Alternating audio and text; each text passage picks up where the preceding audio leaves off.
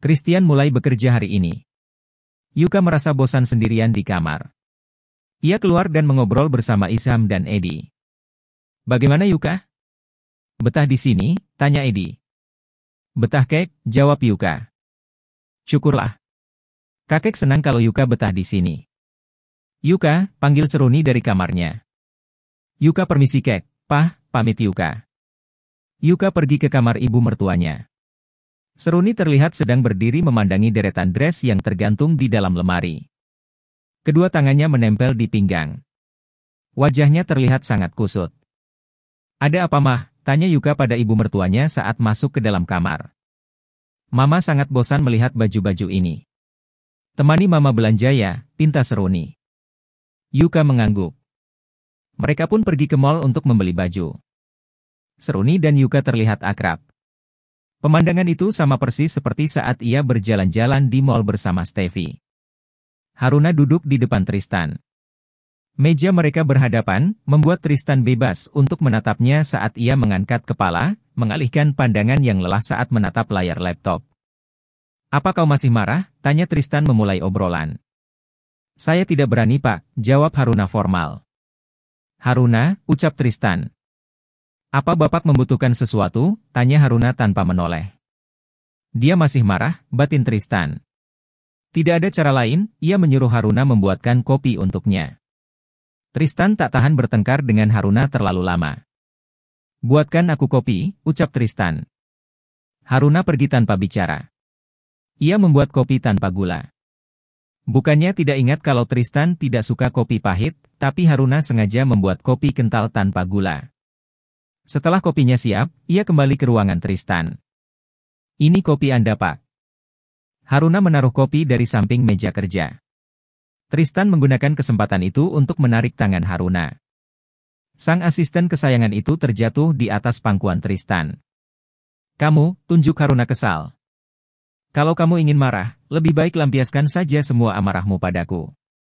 Jangan mendiamkan aku seperti ini. Aku lebih rela dipukul atau cekik saja, daripada diacuhkan, ucap Tristan. Haruna memberontak, tapi tenaganya kalah dari Tristan. Ia pun duduk diam di atas kedua paha Tristan. Wajahnya menatap lurus ke depan, tidak ingin melihat wajah Tristan. Apa kata dokter? Hah? Kamu mengikuti aku, tuduh Haruna. Benar. Aku mengikutimu karena takut calon istriku dibawa kabur oleh dokter, seloroh Tristan. Cih, dasar mesum. Bilang saja kalau kau tidak bisa mengganggu kalau aku tidak ada, gerutu Haruna. Itu juga benar. Jadi, apa yang dokter katakan? Tanya Tristan dengan penuh perhatian. Ia memeluk pinggang Haruna dan menyandarkan kepalanya di bahu Tristan. Dokter tidak bisa melakukannya. Dia bilang, itu berbahaya dan dia tidak mau membuat masalah. Aku bingung, desa Haruna. Aku akan menjawab apa yang membuatmu bingung. Dokter melakukan itu karena takut terjadi hal yang buruk padamu. Aku bisa saja menceritakan semuanya padamu, tapi aku juga memiliki ketakutan yang sama. Biarkan semuanya berjalan perlahan. Jangan memaksakan diri, bujuk Tristan. Kita akan menikah tidak lama lagi. Masih banyak hal tersembunyi di antara kita. Masa lalu kita, bagiku sangat penting untuk mengingatnya. Aku tahu. Aku juga ingin kamu bisa mengingat kembali karena itulah aku sengaja tidak mengunci kamar atas. Haruna, aku mencintaimu. Yang perlu kamu tahu, hanya itu. Berhenti mengacuhkan aku, pinta Tristan sambil menangkup dagu Haruna. Pandangan mata tulus dari Tristan, membuat Haruna percaya. Tristan bukanlah orang yang jahat. Apa yang akan terjadi nanti, biarkan terjadi. Ia akan menghadapinya. Haruna mengangkat tangan lalu melingkarkan di leher Tristan. Aku percaya padamu. Jangan kecewakan aku Tris, ucap Haruna dengan nada memohon. Tristan mengecup bibir tipis Haruna sekilas, lalu ia berjanji. Aku janji. Ia kembali mengecup bibir Haruna. Haruna membalas kecupan lembut itu. Selama Tristan jujur padanya, ia akan mencoba memahami situasi di masa lalu. Namun, apakah Haruna akan tetap memahami jika ia ingat saat mereka berdua diadu domba oleh Steffi? Yuka.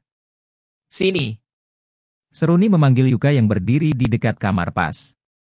Padahal Seruni mengajak Yuka ke sana karena ingin membelikan baju untuk menantunya. Yuka menghampiri mertuanya. Seruni memilih satu buah gaun dan menyuruh Yuka mencobanya.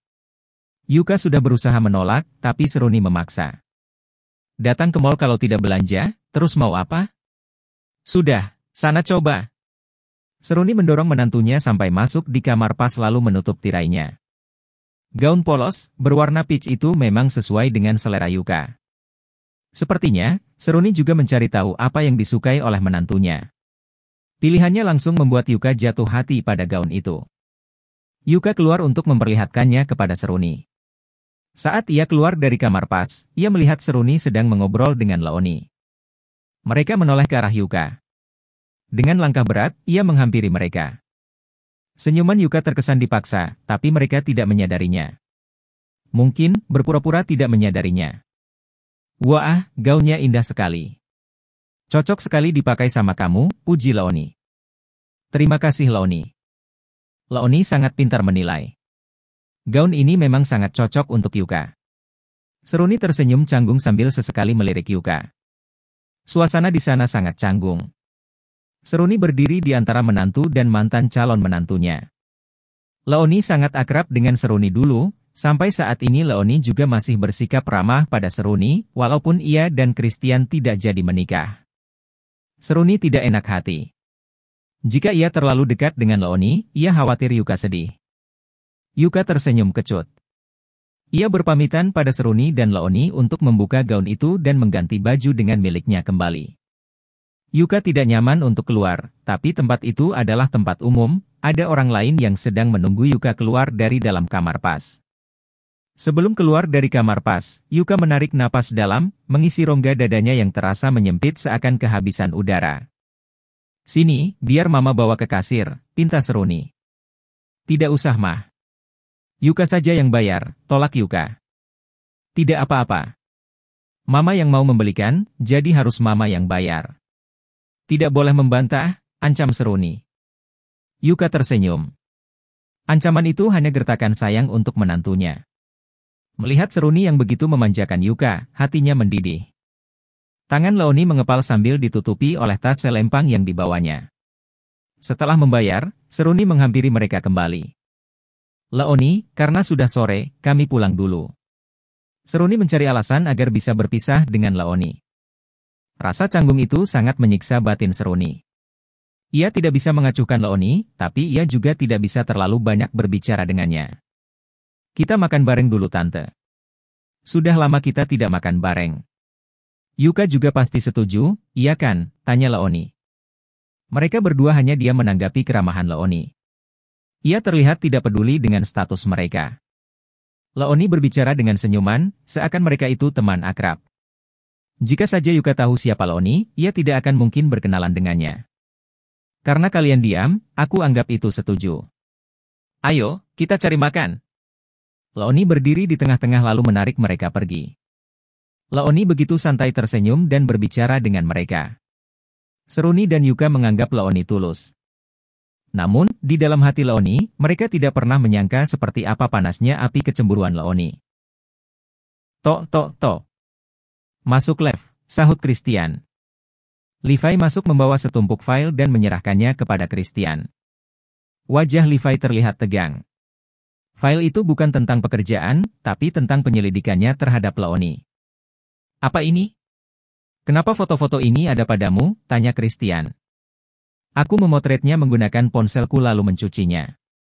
2 hari yang lalu, aku dan beberapa anak buah kita menyamar dan pergi ke rumah Leoni. Kami berpura-pura menjadi petugas listrik.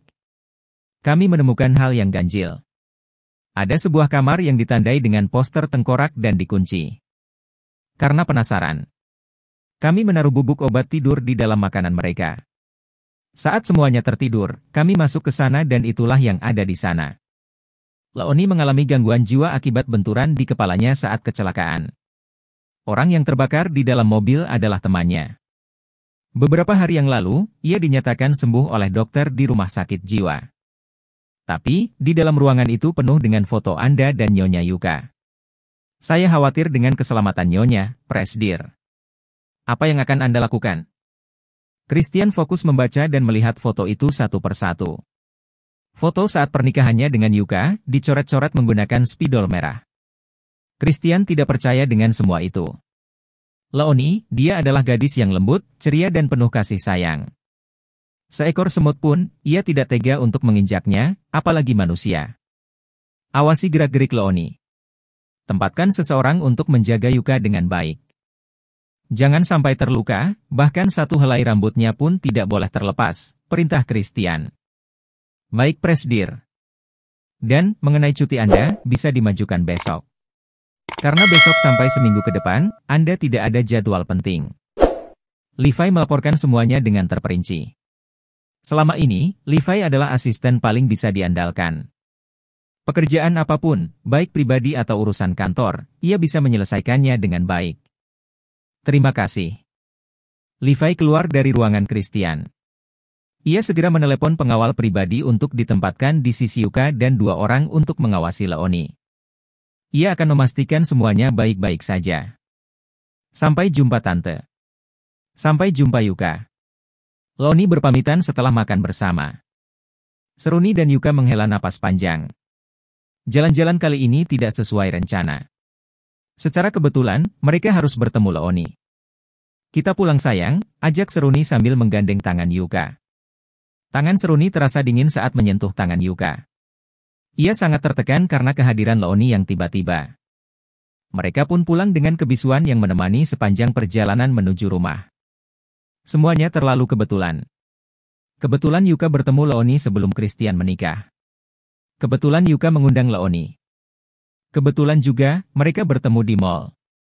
Jika hanya sekali 2 kali, mungkin Yuka akan percaya kalau semua memang kebetulan. Tapi, sudah lebih dari 2 kali. Yuka menjadi ragu kalau semua adalah kebetulan. Yuka. Panggilan dari Seruni, membuat Yuka tersadar dari lamunannya. Mereka sudah tiba di rumah sejak 5 menit yang lalu. Namun, Yuka tidak keluar dari mobil, meski sopir sudah membukakan pintu untuknya. Ya mah, sahut Yuka. Ia segera turun dan menyusul Seruni. Yuka membawa tas belanja yang berisi baju tidur dan sebuah gaun pendek tanpa lengan, berwarna peach. Baju yang ia kenakan dilepaskan, menyisakan tubuh indah yang hanya mengenakan penutup dada dan bagian sensitif di bawah pusar. Yuka tidak tahu kalau Christian sudah pulang dari kantor. Saat keluar dari kamar mandi, Christian tertegun memandang Yuka yang setengah polos sedang memegang gaun. Tubuhnya berputar-putar memantaskan gaun itu tanpa memakainya. Christian melangkah dengan langkah pelan. Pandangannya tidak berpaling dari tubuh sang istri. Gluk! Ia menelan saliva. Semakin dekat, ia merasakan hasratnya naik. Apalagi, tubuhnya dingin setelah mandi. Grab! Ah! Yuka memekik saat Christian menyergapnya dari belakang. Gaun yang dipegangnya terjatuh ke lantai. Christian mengecup setiap jengkal punggung Yuka. Tangannya bergerilya nakal di dada Yuka. Tubuh mereka semakin panas. Sore itu, mereka melewatinya dengan permainan saling menggoda dan bergulat memancing keringat. Malam hari, setelah mereka bermain pancing-memancing, mereka mandi dan tertidur sampai malam. Tidak ada yang memanggil mereka untuk makan malam karena mereka tidak mau mengganggu. Teriakan kaget Yuka sore itu, membuat mereka paham apa yang terjadi di antara mereka. Walaupun setelah itu tidak ada lagi suara. Yuka melangkah perlahan-lahan dan melingkarkan tangannya di perut Christian. Kau sudah bangun? Apa aku mengganggumu? Maaf sayang. Aku lapar, ucap Christian sambil mematikan kompor lalu berbalik menatap Yuka. Kenapa tidak membangunkan aku? Kamu pasti lelah. Mana mungkin aku tega membangunkan kamu? Apa kau lapar? Sedikit, jawab Yuka. Ia melepaskan pelukannya dan membantu Christian membawa makanan ke meja makan. Mereka makan malam berdua sambil sesekali saling menyuapi satu sama lain. Senyum bahagia mengembang sempurna di bibir Christian. Lebih tepatnya mereka bukan makan malam, karena sudah jam 2 dini hari. Christian selalu melirik bibir Yuka. Bibir yang sudah sering dikecupnya. Tetapi hari ini, entah kenapa bibir itu seakan memiliki daya hipnotis. Karena Christian merasa tidak bisa menahan hasratnya untuk mengecup bibir itu dengan rakus. Selesai makan, Yuka mencuci piring dan menaruhnya di rak. Yuka. Apa? Kenapa kau begitu menggoda hari ini? Aku benar-benar tidak tahan melihatnya. Yuka tersipu malu mendengar ucapan Christian. Yuka menghampiri Christian yang masih duduk di depan meja makan.